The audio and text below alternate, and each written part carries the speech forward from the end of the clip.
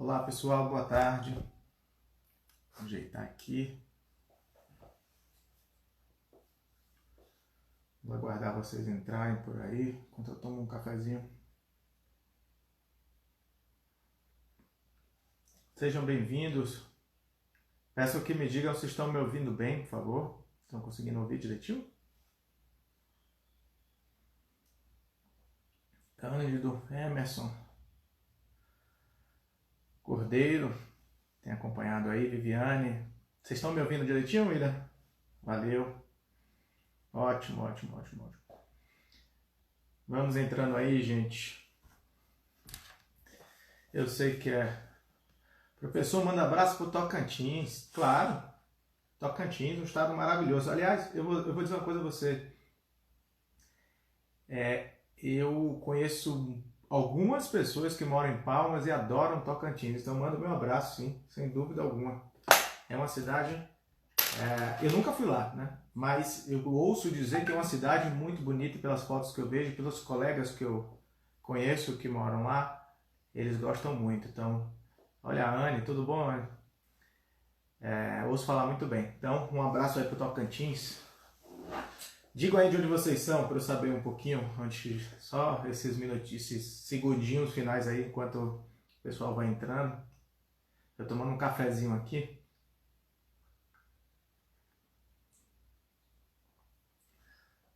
Hoje eu quero falar com vocês sobre um tema um pouco diferente. Recife, grande Recife, também é uma terra muito boa. Pernambuco. Hoje eu quero falar com vocês sobre um tema, enquanto vocês vão entrando, eu já aviso que aí vai ficar gravada essa live. Eu gostaria de falar com vocês sobre um tema que é um tema do meu pós-doutorado, que eu estou estudando, que é o tema dos vieses cognitivos dentro do setor público e de forma mais específica no Poder Judiciário. Jacarezinho, Paraná, bacana, Guiar. E o que é isso, né? Eu vou tentar usar aqui uma linguagem simples e eu gostaria de inicialmente fazer algumas observações prévias. Primeiro quem estuda esse tema dos vieses cognitivos, existem algumas pessoas no Brasil que estudam, não são muitas. Nos Estados Unidos há muitas pessoas. Quem estuda esse tema nos Estados Unidos, que é o lugar onde tem mais produção acadêmica sobre isso, o faz de maneira bastante experimental. Há muitos estudos empíricos sobre isso em diversas universidades, em Stanford, por exemplo, em Yale, em Harvard. Em Israel tem um grupo de pesquisa muito bom do professor Eyal Gamliel. É muito bom mesmo, tem um artigo maravilhoso que eu vou indicar para vocês até. Então nós brasileiros ainda, muito embora esse tema remonte à década de 70, veja que coisa curiosa, nós brasileiros ainda não estudamos de forma muito adequada, eu diria. Por quê? A gente repete muito as coisas que são produzidas, mas não fazemos... olá, Barreira, sente ausência, grande abraço, grande abraço, terra abençoada, Barreiras. A gente acaba repetindo os estudos de fora e não fazemos experimentos. Então, é muito fácil falar sobre um assunto e eu vou me colocar nessa posição fácil aqui agora. Mas seria interessante que houvesse muito mais estudos sobre isso, estudos empíricos no Brasil, porque a gente vai falar sobre temas aqui que são muito, muito importantes e que remontam a descobertas que não são tão recentes, são descobertas da psicologia comportamental da década de 1970. Então é coisa bastante antiga, relativamente antiga. Enquanto eu vou falando com vocês, entre um gole e outro, eu bebo, entre um assunto e outro, eu bebo um golezinho do café. Nas eleições de 2016, gente, Hillary Clinton, dos Estados Unidos, e Trump estavam num debate. E um jornalista perguntou a Hillary sobre o tema dos vieses implicit bias, nas abordagens policiais. Perguntaram para ela. Valeu, Paulo, Daniel, Torinho, um grande abraço, pessoal. Então, nas eleições de 2016, houve isso. Houve uma pergunta que foi feita por um jornalista. A Hillary Clinton e Donald Trump também estavam, porque era um debate presidencial. E ele perguntou sobre a opinião de Hillary no que diz respeito aos vieses implícitos em abordagens policiais. Hillary então respondeu. Ela disse, olha, eu não acho que esse seja um problema dos policiais necessariamente. Esse é um problema dos seres humanos em geral. E sobre o que estava sendo discutido ali? A política do stop and frisk que existe nos Estados Unidos, que é o seguinte, grande Luciano, é o seguinte: o stop and frisk, que é uma coisa muito discutida nos Estados Unidos, é a abordagem policial nas ruas. E aí o que tem sido feito em alguns estados? Alguns estados percebendo nos Estados Unidos que eles passam da estatística de que, olha, nossos presos, a maioria dos nossos presos são latinos ou são negros, logo vamos apenas abordar negros e latinos. Essa é a política do stop and frisk com esse viés racial, que é um viés bastante negativo. Então, eles pensam, já que a gente está aprendendo mais latinos e negros, vamos só abordar latinos e negros. Consequência, as pessoas que estão com drogas, por exemplo, ou armas ilegais nas ruas, que são brancos, estão impunes. E as pessoas negras e latinas que não estão com nada, passam por uma abordagem desnecessária. Essa é a política do Stop and Frisk, que é objeto de um livrinho de avião bem interessante da Cathy O'Neil, Weapons of Mass Destruction. Né? Em vez de Mass Destruction, armas de destruição em massa, a Cathy O'Neil coloca Weapons of Math Destruction. Em vez de massa, trocou por matemática. É um livro de avião, apesar dela ser extremamente qualificada, ela tem doutorado pelo MIT, pesquisadora do MIT. É um livro que tem a sua versão comercial muito indicada, muito vendida. Então não é um livro acadêmico, é um livro de avião, digamos assim. E aí Hillary falou, e aí essa autora, veja que a gente vai emendar isso com o judiciário daqui a pouquinho. Essa autora, ela diz, isso gera um chamado feedback loop. Não é só ela que diz, muita gente diz isso. Por quê? Se a polícia abordar apenas negros e latinos, o percentual de negros e latinos em flagrante será maior. Logo, haverá um reforço de uma estatística de maneira enviesada. Feedback loop. Isso foi posto, e além do mais, isso tende a aumentar a violência policial, a incentivar o aumento da violência policial em desfavor de minorias. É uma situação de racismo estrutural, evidentemente. Daí a pergunta do jornalista Hillary Clinton nas eleições presidenciais americanas de 2016. O que Donald Trump fez quando ouviu isso? Ele falou isso alguns dias depois, cerca de 3 dias depois, ele foi perguntado sobre esse tema de novo e ele falou: a candidata Clinton tem uma baixa opinião em relação a nossos cidadãos. Ela acusa todo o país e todas as autoridades de persecução penal de atuar de forma enviesada, sugerindo que nossa polícia é racista e preconceituosa. Trump deu essa resposta. E veja, a resposta de Hillary, sem fazer nenhuma opinião política, foi uma resposta alinhada com a produção acadêmica e científica que existe hoje. Todos os seres humanos possuem vieses implícitos.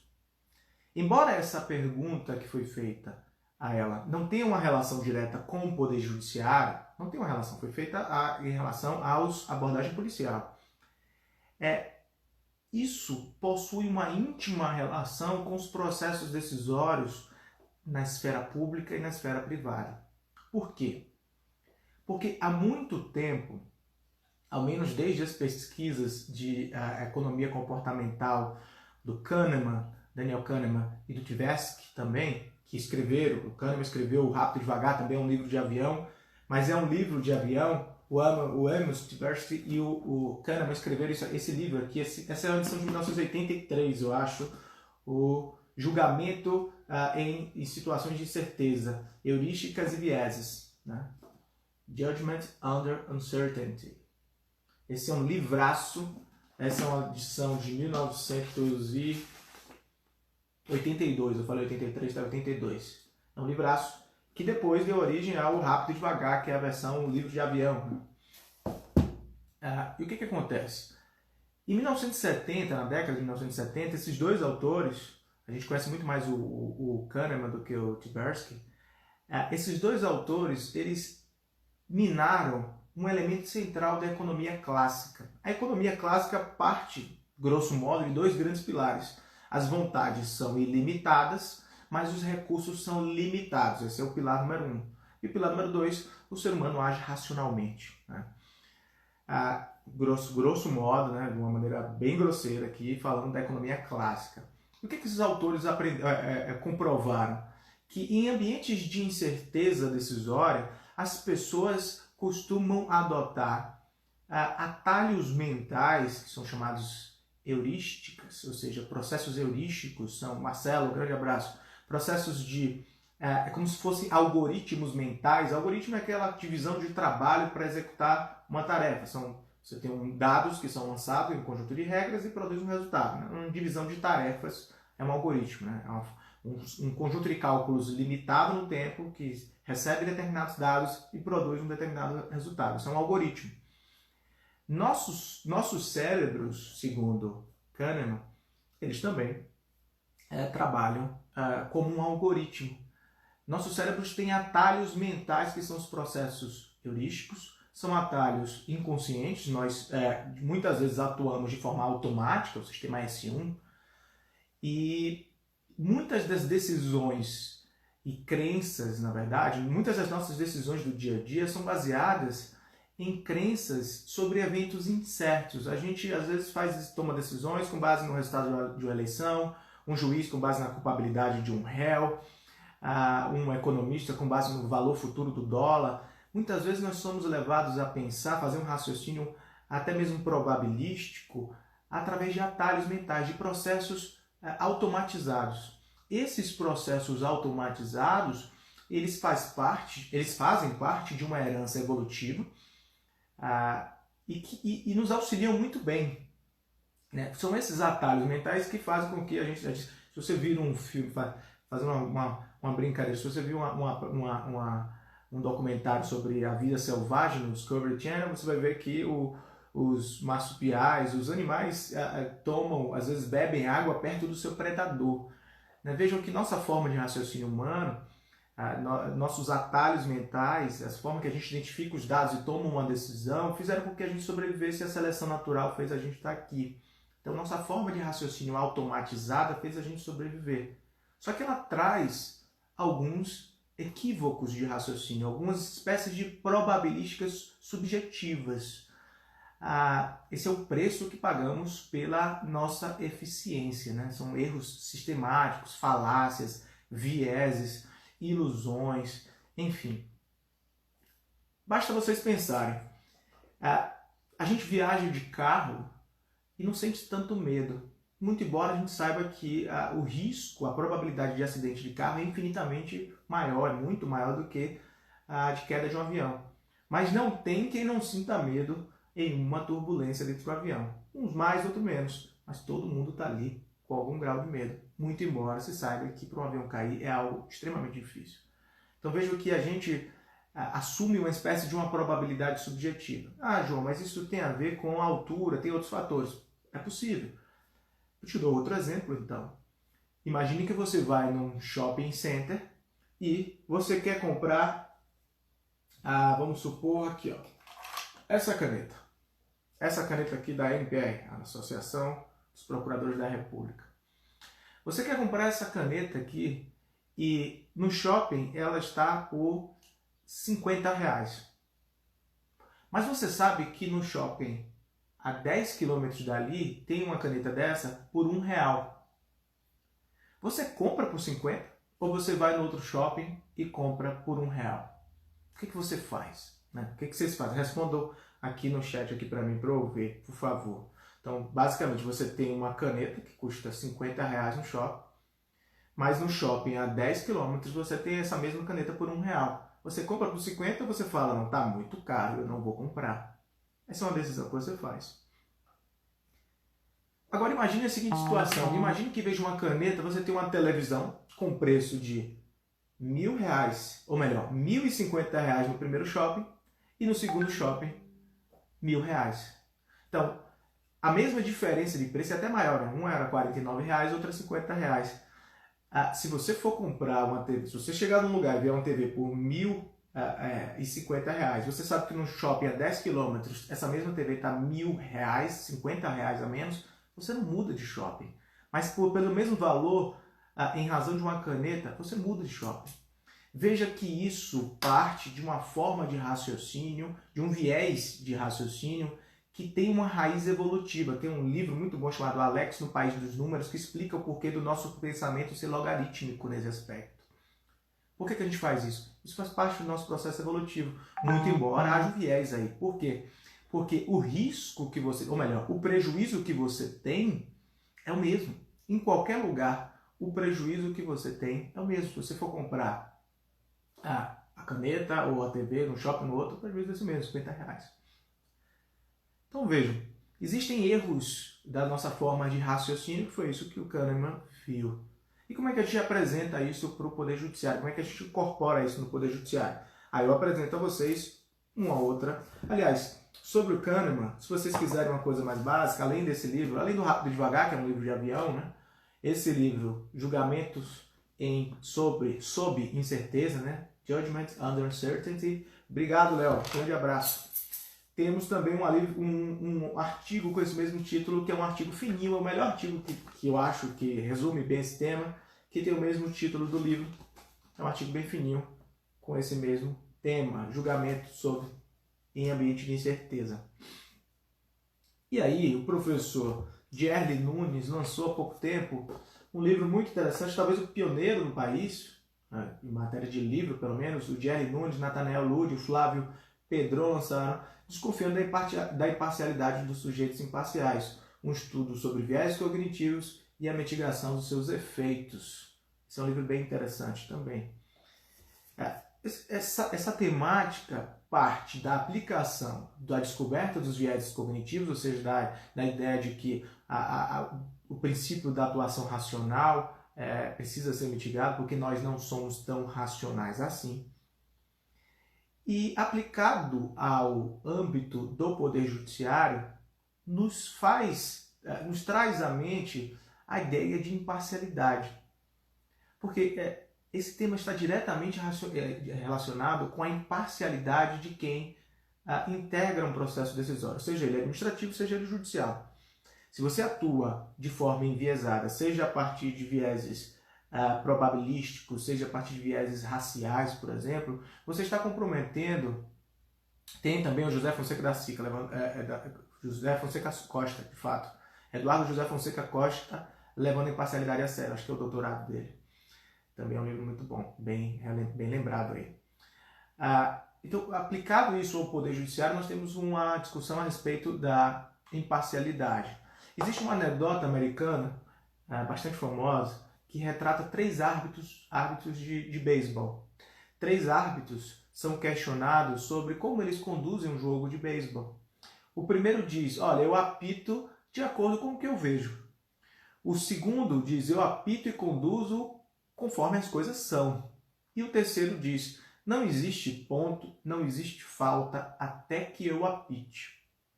Vejam, enquanto o primeiro árbitro reconhece a sua condição humana, ou seja, um ser humano observador, imperfeito, os 2 últimos árbitros, eles se veem como infalíveis, capazes de conduzir com base nos seus critérios objetivos. Isso tem a ver com imparcialidade também. O ministro Justice Cardoso, da Suprema Corte dos Estados Unidos, ele atuou lá de 1932 a 1938, ele tem uma frase muito interessante sobre a capacidade dos juízes de atuar com imparcialidade. Existe uma frase muito interessante que é atribuída ao Justice Cardoso, em que ele diz: o juiz é capaz de se afastar de qualquer influência pessoal ou que advenha de uma situação particular que lhe é apresentada. Isso é o que diz o Justice Cardoso. Os juízes são capazes de fundamentar suas decisões em critérios meramente objetivos. Essa é uma noção clássica de imparcialidade que está dentro dos códigos de ética em todos os países, não apenas no Brasil, e que faz com que esse entendimento antigo, e apesar disso muito aplicado, faz com que o tema dos vieses implícitos seja considerado um grande tabu. Juízes não gostam, e alguns experimentos revelam isso, a gente vai falar sobre esses experimentos, mas juízes não gostam de falar sobre o tema dos seus vieses, dos seus preconceitos, das suas falhas. Existe um tabu em relação a esse tema. Não só juízes, né? Os seres humanos em geral. Certo? Então essas questões éticas a respeito da prestação jurisdicional, esses valores que habitam o inconsciente dos julgadores, esse é um tema que é muito delicado e que não é muito explorado na prática diária, é explorado na academia, mas não na prática cotidiana, não nas escolas de formação dos juízes, isso não é tão explorado, ao menos não bem explorado. Mas essa atuação dos juízes de maneira não racional, de maneira enviesada, pode trazer consequências muito nefastas. Desde a má apreciação de provas até a julgamentos totalmente injustos, associações estereotipadas, racismo estrutural, coisas do tipo. Então, um grande tema que está à margem na abordagem cotidiana da imparcialidade do juiz e da independência do juiz diz respeito à psicologia dos juízes. Muitos juízes, e não só juízes, membros do Ministério Público, advogados, administradores públicos, ao atuarem, eles partem de parâmetros pseudoestatísticos, de parâmetros equivocados, de análises de dados equivocadas, que podem comprometer a sua atuação. Claro, os juízes, membros do Ministério Público, advogados privados, lidam com um grande volume de dados. Então, essa atuação massificada estimula a adoção de mecanismos de automação decisória. E eu não me refiro aqui à inteligência artificial, pelo menos não agora. Me refiro à forma de sistematizar processos e casos, pessoas, fatos, para produzir uma decisão. Isso é comum. Isso faz parte da nossa eficiência. Então, diante desse grande volume, queremos ser eficientes e, ao sermos eficientes, adotamos também, isso faz com que tragamos para a nossa atuação processos heurísticos que apresentam algumas falhas e, por isso mesmo, que necessitam ser analisados para que esses mesmos profissionais possam identificar suas falhas de raciocínio, de conclusão, os seus vieses, os seus preconceitos e, se possível, possam desconstruí-los. Talvez isso esteja um pouco genérico, isso que eu estou falando para vocês. E aí eu vou me aprofundar mais em alguns aspectos práticos aqui, em alguns experimentos que eu gostaria de conversar com vocês. O primeiro experimento é o Implicit Association Test, o IAT, da Universidade de Harvard. Vejam como esse experimento foi feito.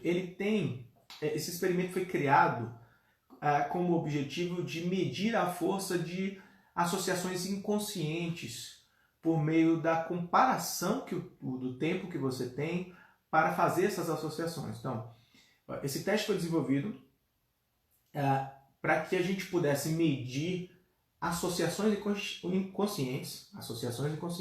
E o parâmetro utilizado para fazer essa análise foi o tempo necessário para fazer essas associações.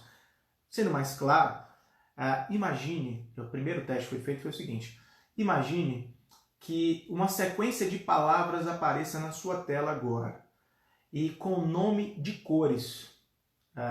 Obrigado, Gustavo. Grande abraço. Valeu. Imagine que uma série de palavras apareçam na sua tela com nomes de cores. Então vai aparecer escrito na sua tela azul, vermelho, branco, preto. Se você colocar as palavras escritas na mesma cor do nome, ou seja, a palavra azul escrita em azul, a palavra vermelha escrita em vermelho, e pedir para as pessoas lerem, então você vai ler vermelho, azul, etc. O tempo gasto vai ser muito menor do que se você colocar a palavra vermelho escrita em azul, a palavra azul escrita em amarelo, a palavra verde escrita em preto. Então, o cérebro faz associações entre cor e palavra, e na hora de você externalizar, o tempo é diferente. O Implicit Association Test da Universidade de Harvard fez isso. Só que eles foram além. O que eles fizeram? Eles fizeram um teste chamado Racial Test. Eles fizeram um teste racial. Eles colocaram a palavra branco ou bom em um sistema, em uma tela, na esquerda, e no canto superior direito, negro ou mal. Então, na esquerda, branco ou bom, na direita, negro ou mal. Em seguida, são apresentados, então, e além de estar assim na tela, você tem um botão na esquerda para você apertar, se for bom, e o botão na direita se você apertar, que for mal. E aí aparecem diversos estímulos na tela, né?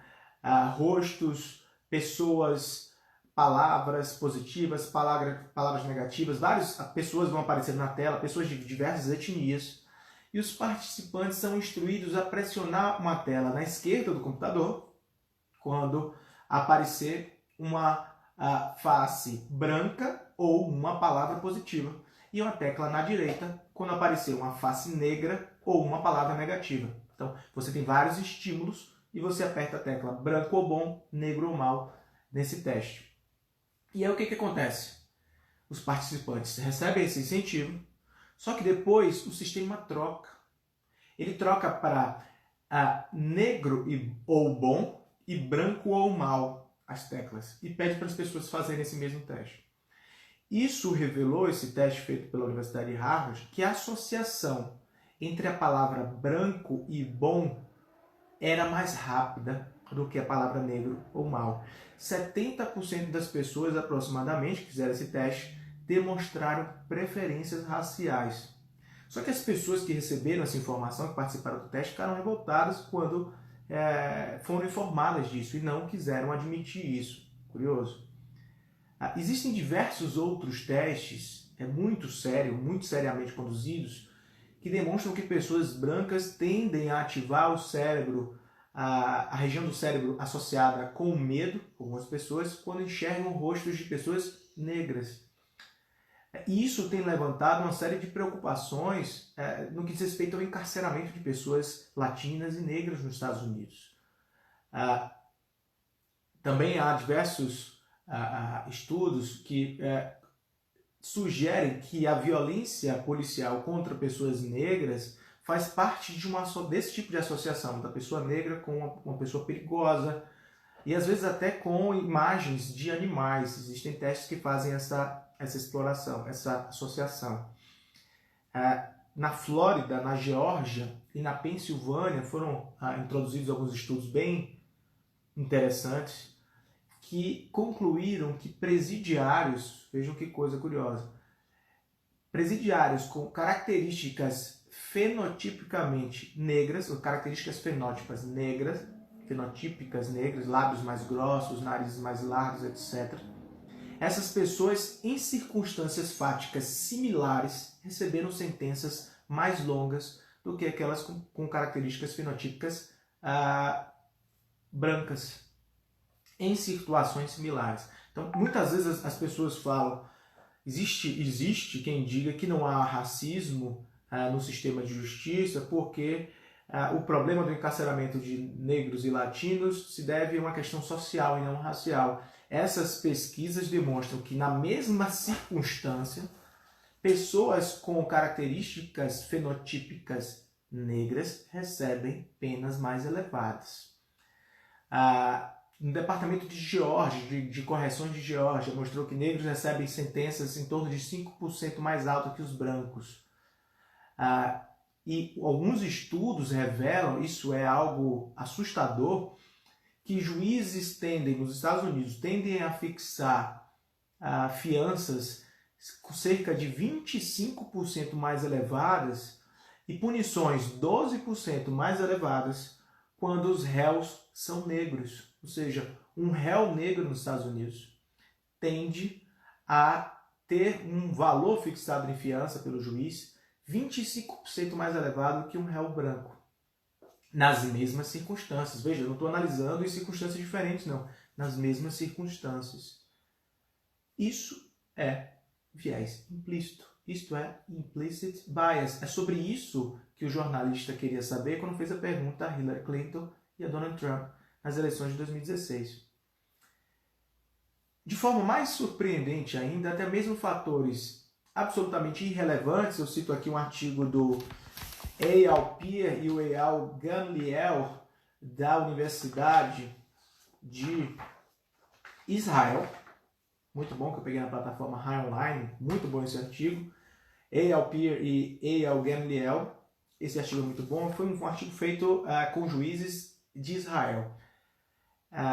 Esse experimento que foi levado a cabo lá em Israel demonstrou que juízes que refletem sobre sua própria morte tendem a proferir decisões mais conservadoras. Juízes distantes da sua última refeição, ou seja, juízes com fome, apresentam a maior probabilidade de confirmar uma decisão recorrida. Então, juízes com fome decidem de forma diferente de juízes sem fome.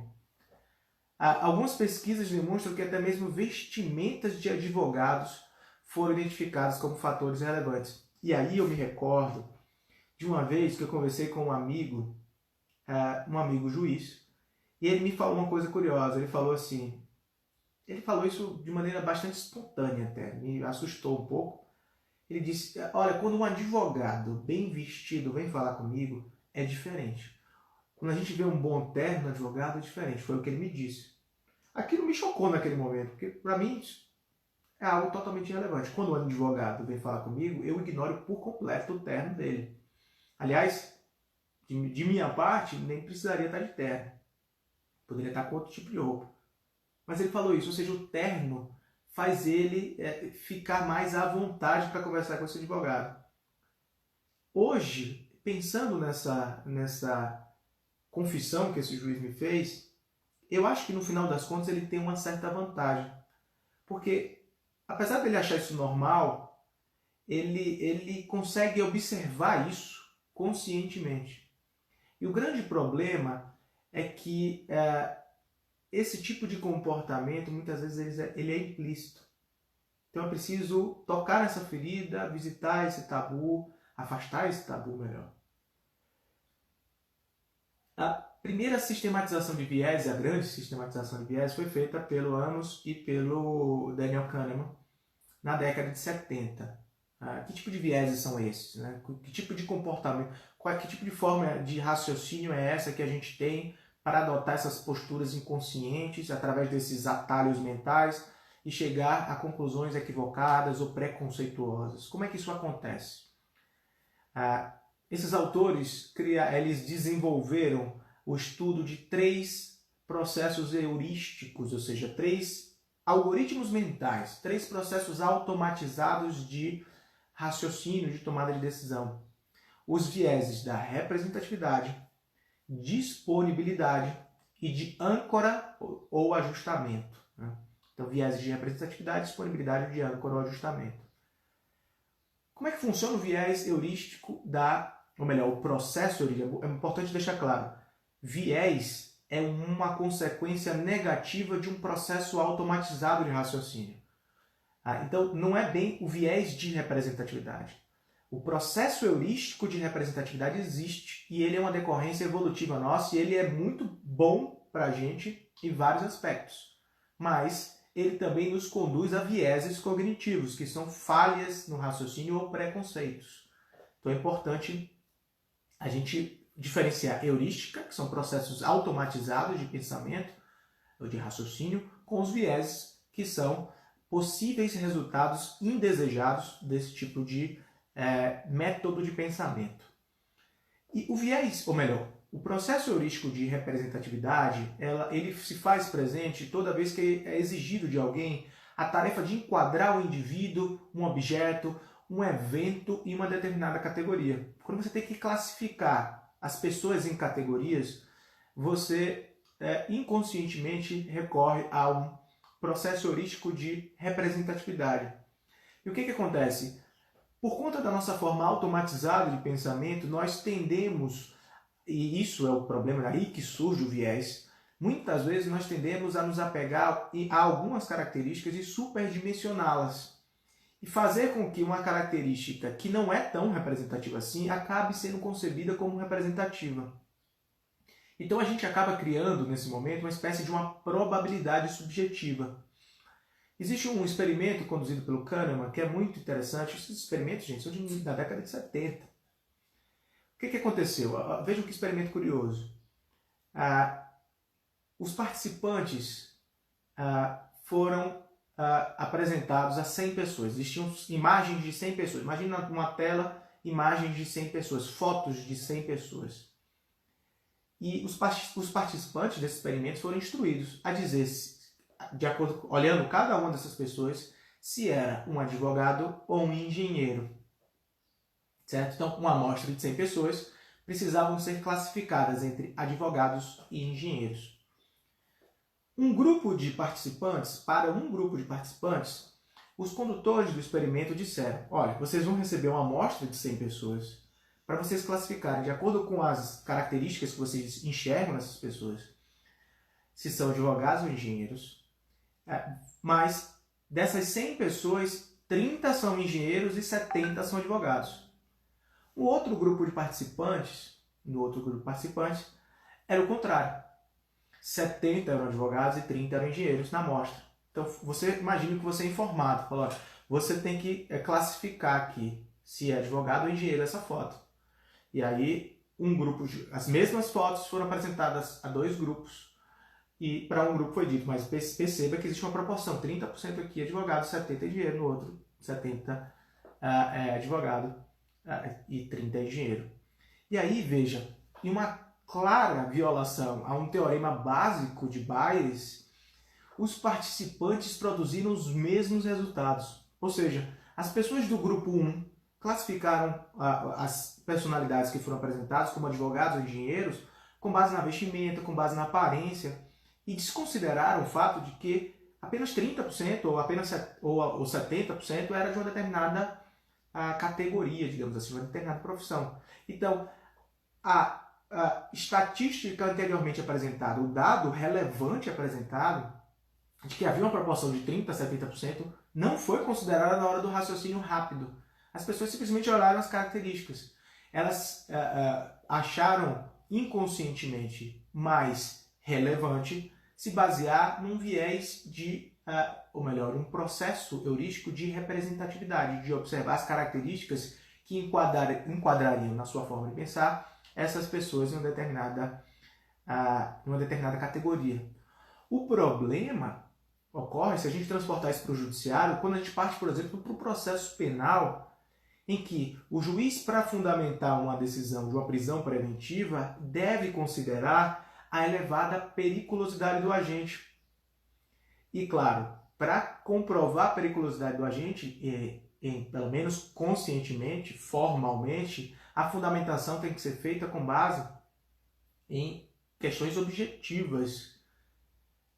Mas imagine que a probabilidade de reincidência de uma pessoa, por exemplo, a gente sabe que a prisão preventiva pode ser decretada como garantia da ordem pública. E garantia da ordem pública, uma interpretação democrática desse pressuposto, é a probabilidade de reincidência em razão de uma gravidade em concreto dos fatos praticados pela pessoa custodiada, pelo acusado, pelo investigado. Mas imagine que antes de fazer esse raciocínio, o juiz já se convença de que aquela pessoa deve ser presa preventivamente por conta de um viés representativo preconceituoso ou de uma característica que o juiz pensa como mais relevante, mas que não tem relevância, e essa escolha é feita por um processo heurístico inconsciente. Imagine. Então, às vezes, inconscientemente, até mesmo o raciocínio sobre se uma pessoa cometeu ou não um delito pode partir de uma probabilidade subjetiva ou de um preconceito implícito. Vejam, isso também se aplica ao processo civil, principalmente no âmbito da produção de provas. Imagine que um juiz faça uma inferência sobre a causalidade de um determinado evento, de um nexo causal, num caso de responsabilidade civil, valendo-se de uma probabilidade mal calculada, mal projetada, né? Então, isso é algo que pode se apresentar também na avaliação das provas. A gente vai falar um pouquinho sobre isso.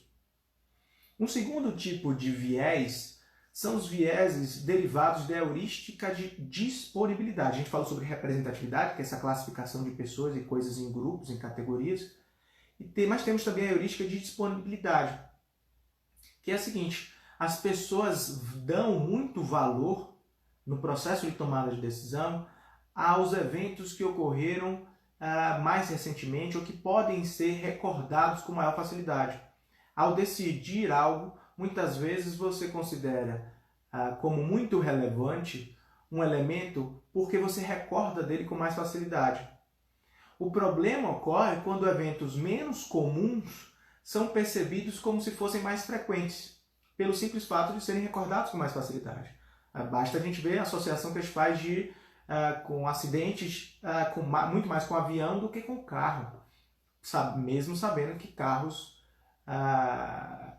existe muito mais risco de acidente de carro do que de acidente de avião, mas a gente associa acidentes e tragédias em transporte a acidentes de avião.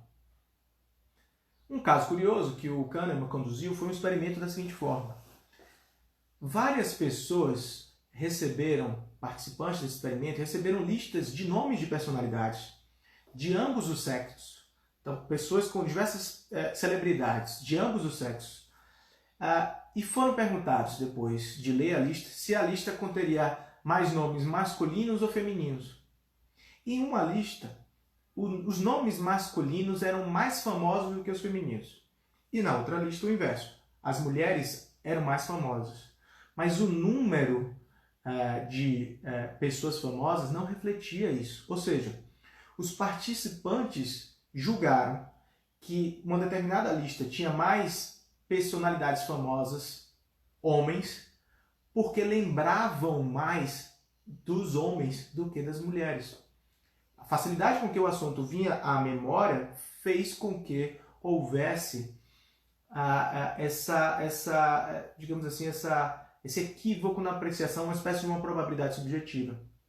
Carolina, tudo bom? Carolina pergunta, a imparcialidade é impossível? É uma pergunta filosófica, né?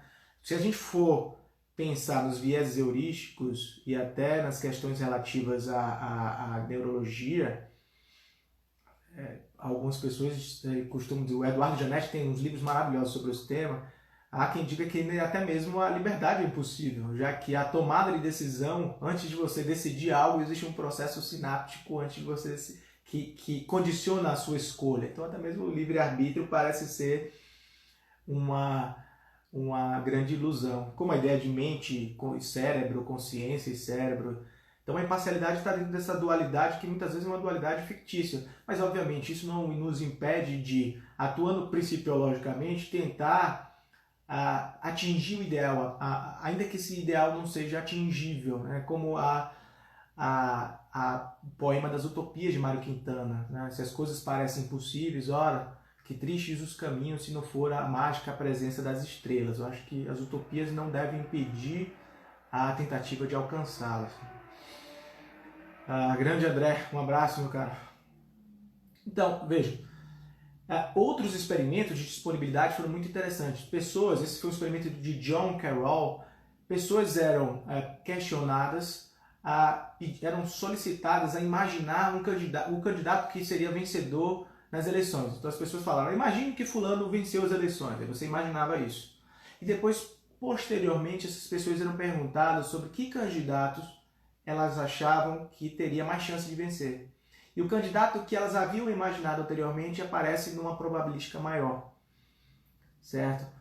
Isso é relevante no campo do Poder Judiciário quando julgadores e muitas vezes até autoridades do sistema de segurança, como policiais, membros do Ministério Público, dimensionam excessivamente a probabilidade da ocorrência de um determinado evento com fundamento numa experiência isolada, pessoal, mas que é recordada com mais facilidade.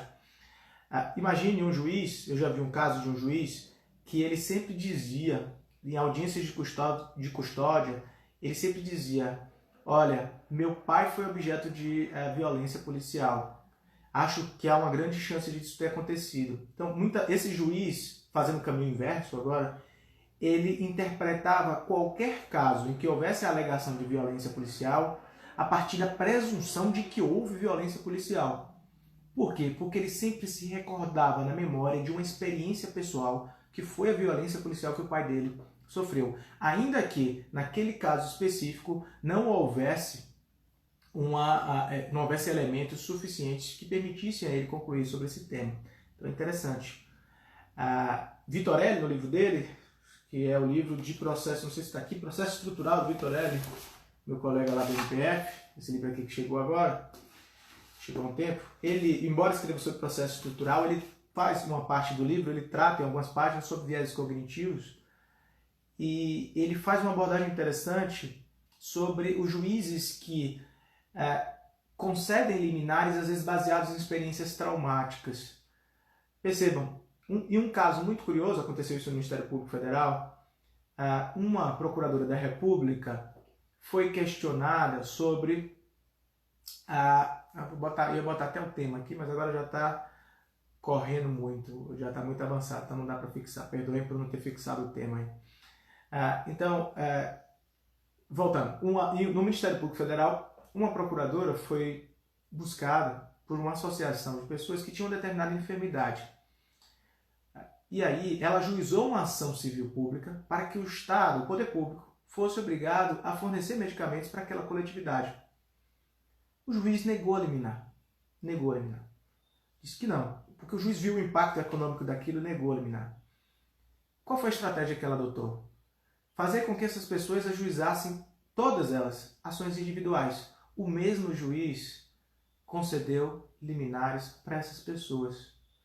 As histórias dramáticas e individuais fazem com que demandas individuais tenham maior probabilidade de tratamentos médicos, tenham maior probabilidade de concessão de liminares, em detrimento de pretensões coletivas embasadas em relatórios e dados estatísticos bastante sólidos. Então, às vezes, a emoção vale mais, porque existe um viés aí derivado de uma heurística de disponibilidade. Outro caso interessante, isso foi o Jordi Fenol, ele traz essa abordagem também, diz respeito à tutela cautelar penal. Na análise do periculo in libertatis, o julgador que houver denegado previamente uma tutela, uma prisão preventiva, um caso similar, que acabou resultando num prejuízo ao réu em um processo civil, ou então que possibilitou a reincidência no processo penal, tende a lembrar disso e se arrepender e conceder mais vezes. Por exemplo, um juiz nega uma prisão preventiva e o réu comete um crime absurdo. Esse impacto, esse dado tende a ser lembrado com maior facilidade pelo juiz e pelo viés derivado da heurística de disponibilidade, muito provavelmente vai afetar as próximas decisões dele. Da mesma forma, um juiz que acaba não dando a liminar em favor de um autor no processo civil e acaba gerando um prejuízo a esse autor, tende a lembrar disso. Então é interessante. Um último processo heurístico é o processo de ancoragem, ajustamento e ancoragem. Esse é o mais curioso de todos. Porque muitas vezes as pessoas fazem estimativas a partir de um valor inicial de referência que é ajustado para produzir um resultado final. Muitas vezes nós somos induzidos a acreditar em determinada resposta porque há uma sugestão dessa resposta anterior. O experimento que foi feito pelo Kahneman foi o seguinte: foi perguntado, os participantes de um determinado experimento foram solicitados a estimar quantidades aleatórias percentuais. Por exemplo, foi perguntado para os participantes o seguinte: quantos países africanos integram a Organização das Nações Unidas? Essa foi a pergunta feita. Só que antes de cada questionamento, como por exemplo essa pergunta, o condutor do experimento girava uma roleta, como num cassino, e um número era aleatoriamente sorteado, entre 0 e 100. Então, os participantes primeiro deveriam dizer, olha, pergunta número 1, quantos países africanos fazem parte das Nações Unidas? Aí gira a roleta, aí cai o número 50. Aí primeiro pergunta para o participante, o número de países que faz parte, países africanos que faz parte da ONU, é maior ou menor do que esse valor indicado pela roleta? Essa é a primeira pergunta. É a segunda. Então, qual é o valor de países africanos que integram a Organização das Nações Unidas? E, curiosamente, a média estimada de países africanos na ONU foi de 25% e 45%, respectivamente, para os grupos que tiraram 10 e 45 como pontos da roleta. Ou seja, aquele valor aleatório induziu uma resposta. É um efeito psicológico que a gente pode ver também, curiosamente, tem um artigo bom também, muito bom, deixa eu ver se eu tenho aqui, o melhor artigo que eu já li sobre viéses cognitivos em processos judiciais é um artigo da Megan Beaver, Implicit Bias Confronting the Problem Through Normalization. Muito bom. Deixa eu ver se eu tenho aqui o nome da revista. Indiana Journal of Law and Social Equality, a revista da Universidade de Indiana. O que esse experimento percebeu? Esse artigo revela alguns experimentos, na verdade. Que existem efeitos psicológicos nos juízes ao decidir determinados casos. Existem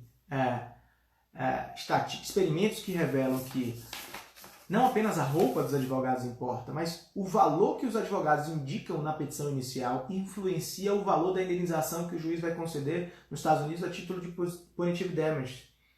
Então, isso é muito curioso, muito curioso.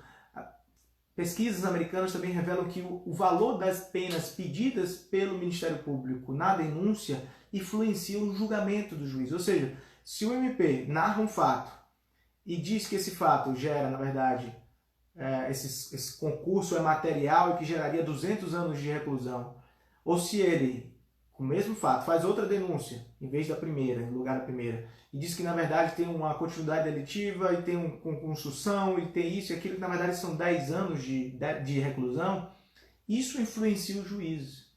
Pesquisas empíricas do Strack, por exemplo, é um pesquisador muito bom, dizem que os juízes estão sujeitos à ancoragem até mesmo pelas perspectivas que a mídia traz de determinados casos criminais. Em 2006, esse pesquisador Strack fez uma pesquisa muito interessante.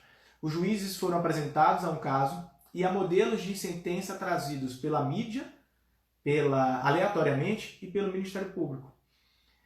E a modelos de sentença, eu digo, a conclusões.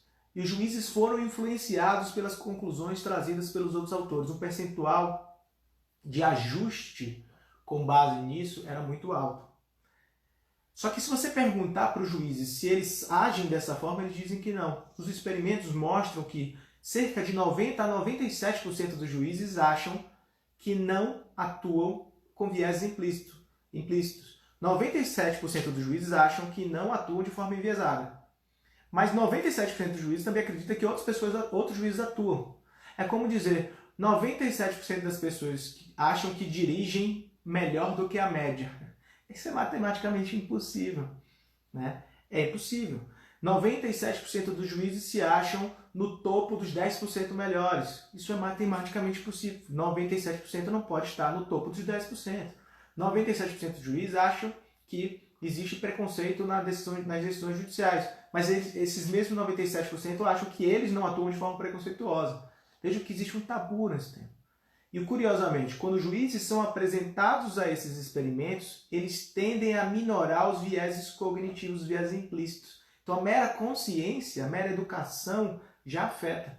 Por isso que as escolas judiciárias, as escolas do Ministério Público, as escolas, até mesmo de advocacia, a formação ética do advogado, deveriam introduzir vieses cognitivos como uma matéria interessante. A gente está chegando no final, a gente já está aqui nos últimos 5 minutos. Eu queria só lembrar o seguinte: existem diversos outros viés, além dessas três grandes classificações, existem desdobramentos que são feitos por outros autores. Por exemplo, a impossibilidade de desconsiderar uma prova ilícita. Imagine, foi feito um experimento, tem vários experimentos feitos nesse sentido, em que os juízes foram apresentados a um elemento de prova e depois foram ditos. O condutor do experimento disse: não, mas essa prova é ilícita. Você vai ter que excluir do processo. Decida sem considerar essa prova. E os juízes consideraram essa prova com um peso absurdo na hora de decidir. Por isso que existe a ideia do juiz de garantias, né? Para que o juiz, em tese, não se contamine com a fase de instrução. Mas aí gera uma grande espiral, né? Quem é que garante o juiz de garantias? Também isso gera. Então essa coisa o juiz, em tese, deve se descontaminar, sim, quando em contato com uma prova ilícita, porque senão ele vai decidir implicitamente, inconscientemente, fundamentando sua decisão numa prova ilícita, levando em consideração. Que mais? Outras, por exemplo, viés de confirmação. Pessoas tendem a primeiro adotar um posicionamento a partir de uma conclusão, é a tópica jurídica, né? Você parte de uma conclusão para depois você fundamentar. E experimentos foram conduzidos que participantes foram apresentados a diversos estudos sobre a pena de morte. E aí depois foram levados a responder alguns questionamentos e dizer quais experimentos que eles achavam mais relevantes. E as pessoas deram mais relevância para os experimentos que já concordavam com o seu posicionamento anterior e a desconsiderar o posicionamento contrário. Então, isso é muito comum. Viés de retrospectiva nos juízes. Às vezes as pessoas avaliam que um determinado resultado tem uma probabilidade maior de acontecer depois de já ter conhecimento desse resultado. Houve um caso curioso nos Estados Unidos em que um juiz, na verdade, julgou um caso de responsabilidade civil e o médico foi condenado a pagar a indenização por erro médico. O médico falhou ao identificar um câncer no exame de raio-x. Estava lá uma marquinha, uma bolinha no exame de raio-x, mas o médico não conseguiu identificar nesse caso. E aí, durante o julgamento, um outro perito foi chamado a avaliar o primeiro exame de raio-x. E o perito disse, olha, dá para saber aqui que tem uma coisa estranha aqui. Só que veja, o primeiro médico não tinha nenhuma certeza da existência ou não do câncer. O segundo médico já sabia da existência do tumor. Então esse viés de retrospectiva acontece. As pessoas tendem a superdimensionar a probabilidade de algo quando já sabem que essa coisa aconteceu. É algo interessante. Falácia da conjunção. Teve um experimento muito interessante que foi feito o seguinte. Perguntaram a advogados, apresentaram para advogados diversos casos. E perguntaram para eles. Primeira pergunta. Qual é a probabilidade desse caso receber uma sentença de mérito? Ser julgado pelo juiz, pelo tribunal? Porque nos Estados Unidos muitas vezes não há admissibilidade, tem muito acordo, às vezes a pessoa desiste, etc. Aí as pessoas valoraram. Sentença de mérito, acho que 40% de sentença de mérito. Qual é a probabilidade, ou seja, 60% de não ser julgado, nesse caso, o mérito de não ser julgado. E aí perguntaram para ele qual é a probabilidade de ter empate, ou melhor, de ter um acordo. Qual é a probabilidade de desistência? Qual é a probabilidade de inadmissibilidade? Várias hipóteses que não geravam a sentença de mérito, se somadas, as pessoas deram uma probabilidade maior do que a primeira pergunta. Isso viola a lei geral, uma lei geral da estatística, que é um evento com menos detalhe tem mais chance de ocorrer. Isso aqui tem você pega uma maçã, você pega um objeto e vai classificar. A probabilidade de ser uma fruta é maior do que de ser uma maçã. Só que pelo viés da falácia da conjunção, várias características associadas dão a impressão de que há uma probabilidade maior de acontecer. Então as pessoas valoram de maneira equivocada. Então, pessoal, era isso que eu queria dizer. Vou ter que terminar aqui a live, porque já chegamos a 1 hora. Foi um prazer falar com vocês sobre o tema dos vieses cognitivos dentro do Poder Judiciário, dos juízes, como decidem os juízes, como decidem as cortes, para mostrar que nós não somos tão racionais assim quanto imaginamos e que é preciso ter alguma consciência sobre isso. Não podemos tratar esse tema como um tabu para que preconceitos possam ser superados. Grande abraço, gente. Chegamos aí a 1 hora. A gente se vê por aí. Bons estudos. Até mais.